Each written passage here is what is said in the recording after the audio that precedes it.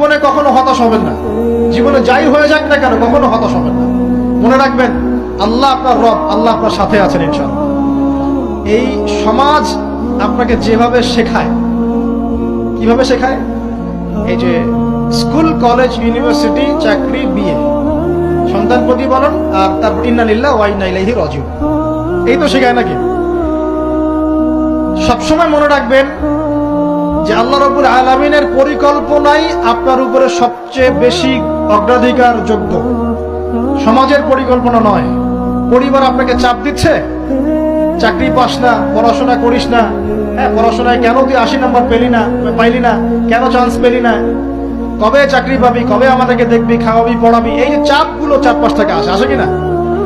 এতে করে অনেক যুবক দেখা যায় মাদকাসক্ত হয়, অনেকে দেখা যায় আত্মহত্যা করছে, ইদানিং করছে কিনা ভাই? এই শব্দটা থেকে আমি এই পয়েন্টটা আজকে লিখেছিলাম যে ভুলেও আল্লাহর প্রতি বিশ্বাস এবং তাওয়াক্কুল হারাবেন না। সমাজ যেভাবে শেখায়, সমাজ চারপাশে যে চাপ আপনাকে দিচ্ছে, এই চাপে নিজে গা ভাসিয়ে দিবেন না। আপনি আল্লাহর কাছে দোয়া করবেন, আল্লাহর কাছে পথ চেয়ে নিবেন এবং আল্লাহর প্রতি তাওয়াক্কুল ভরসা করবেন। কখনো আত্মহত্যার পথ বেছে নিবেন।